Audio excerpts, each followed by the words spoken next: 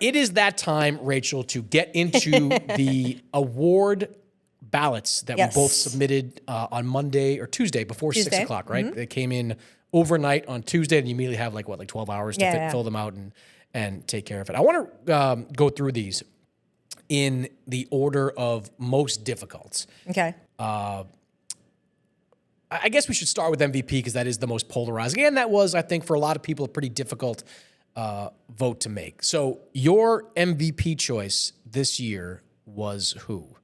I will say what everybody else has said. I have to preface it by saying this was extremely hard.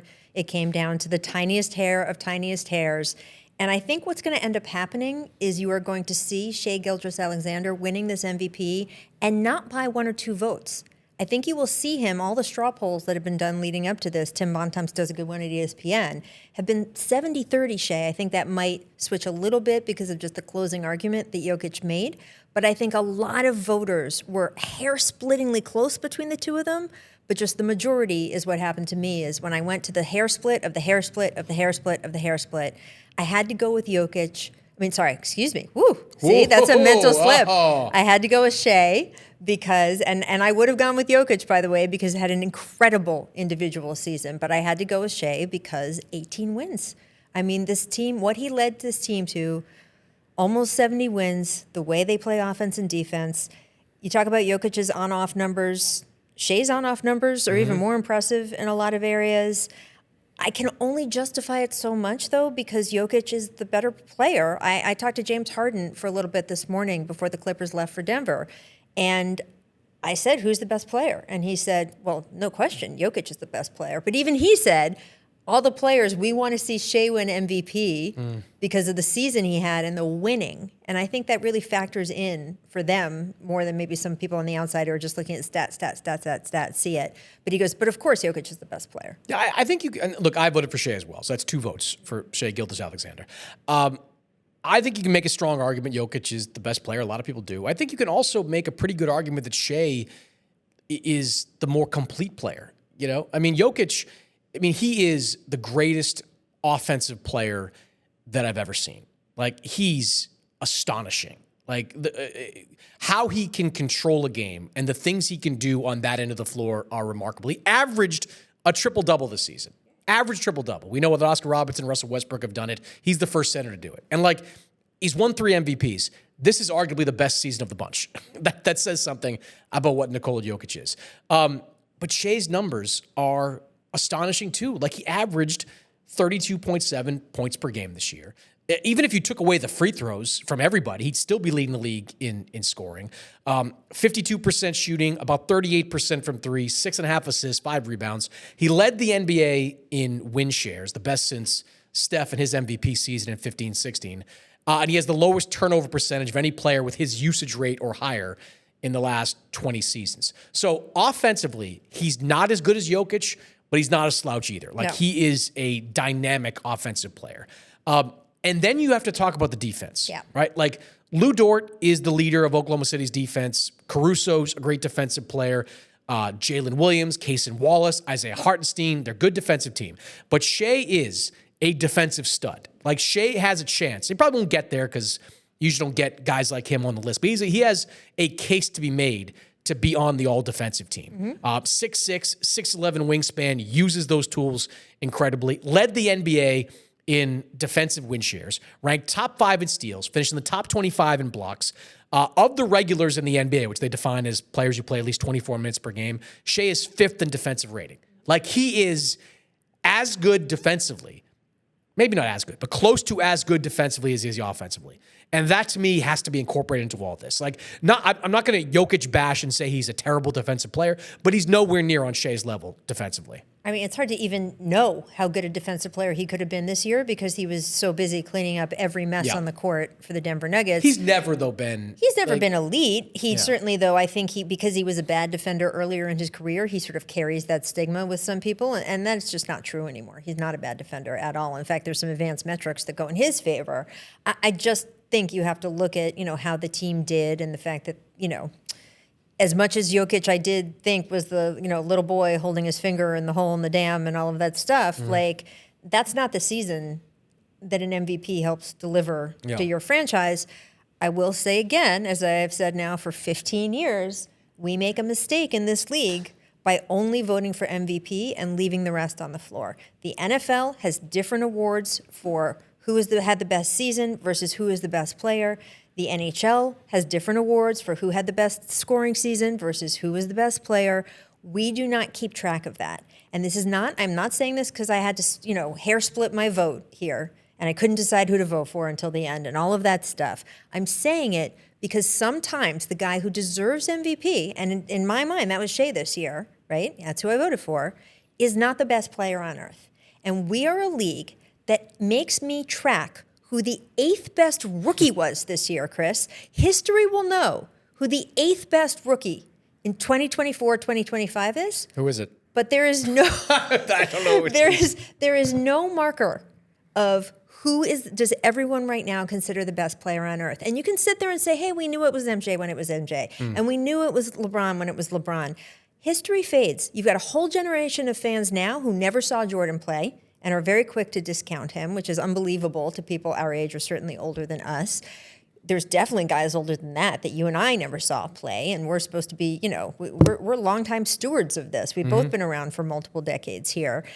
History fades. We have what the record books tell us in terms of how good someone was, and we have no marker for that. And the idea that we keep such a statistical record of who this esteemed voting panel thought was the 8th, 9th, and 10th best rookies for that year, and we don't say this is the consensus best player, you don't have to call it MVP. MVP can stay exactly as it is. Call it something else. They put Jordan's name on the MVP. They should take it off. Just make this the Jordan Trophy or something. But I'm just saying it's crazy to me that we don't keep track of that. And I think that's something that sort of hangs in the back of voters' minds sometimes when we think, oh, what do we award for what? Shai, I think, had the best season. I just think he did. And I think that he delivered not just only on the court statistically with all those numbers you read off, but in terms of value to his team. He pushed that team. He held that team together. It's still the youngest team in the NBA. To start the year, and he has led them. So I think he's most valuable in all the ways, not just with the numbers. But in my opinion, and I think if you polled most people around the league, including players, they would say, yeah, but Nikola Jokic is the best guy right now. He is the guy that if I had to win one game tomorrow, I mean, let me ask you that. You said you think maybe Shai is? If you had to win one game tomorrow, just one game, not who you'd started franchise with, who's younger, who's older, X, Y, Z, one game. I mean, who would your first draft pick be? Well, it's Luka.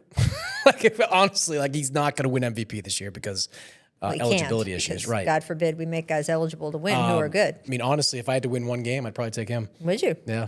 I'd take Jokic. I mean, he's scary. Just watching what he did in the playoffs last year. Look, Jokic did it a couple of years ago, but Luka dragged that team to the finals. Kyrie was good, and PG Washington was good. Not according to Nico Harrison, he did. I mean, he definitely did. The eyeball test says he did that. There's no doubt about that. The winning part matters too. If there's a tie-breaking criteria, to me, it's winning. 18 more wins. That was my tiebreaker, honestly. Because I think you get hung up in the numbers. You read off great stats, but the Jokic people can do the same thing. We both get them. We get the emails from Denver, Oklahoma City. They're all there.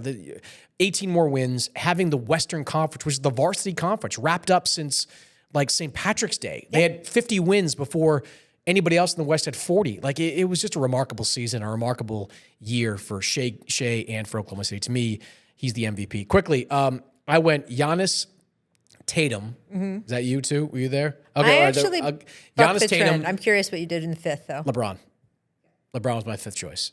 And it was for a long time Donovan Mitchell, but the way that LeBron closed the season and the way that his team closed the season, a little bit of an edge. His numbers were great too. They were comparable as well. The way LeBron closed the year, that gave him fifth on my ballot. So I know a lot of people, especially now that all NBA is positionless, just carbon copy, cut and paste their MVP ballot and put that on the first team because to a lot of people it's the same thing. It is not the same thing to me. MVP, to me, that race and how I rank people within that race has a lot more to do with your value to that team, how you impacted the team winning overall. It's not just about how good a player you are. Whereas to me, my All-NBA selections, because again, we have no way of noting who the best player is, so All-NBA tries to make up for some of that. That's about who was the best player and kind of did these individual things. So for me, in my MVP ranking, I actually put Jason Tatum ahead of Giannis Antetokounmpo. And I understand, trust me, I understand how good a season Giannis has had. And Don't how come he after closed, me too. He because closed. I know it, right? In fact, he has a case, by the way, that was his best season, and he has MVPs in his cabinet. So, like, just like Jokic, why didn't I win? I did better than when I was the MVP. Absolutely.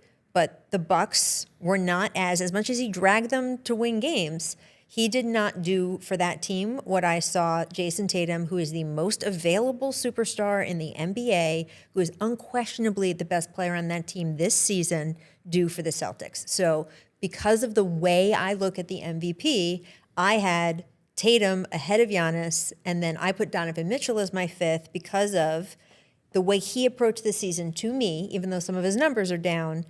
He had the biggest impact on winning, the way he brought everyone in, the way he purposely sacrificed some of those stats, the way he led the team of players who, frankly, never expected to have themselves in that conversation when he always did. He thought he did. That mattered to me. On All-NBA, I put LeBron in my fifth spot in the first team So you because split I the see baby, that differently. basically. But it's because I think they're for different things. Yeah. I really get it. do. I get it. I can't argue with any of that.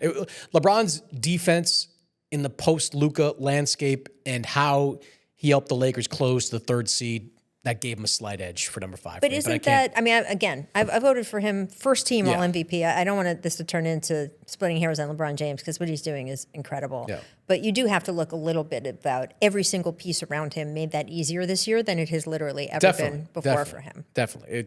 I can accept, like, if I had a 6th, it would have been Donovan Mitchell. Yeah. And the same thing probably for you on first team All-NBA. It would have been Donovan there too.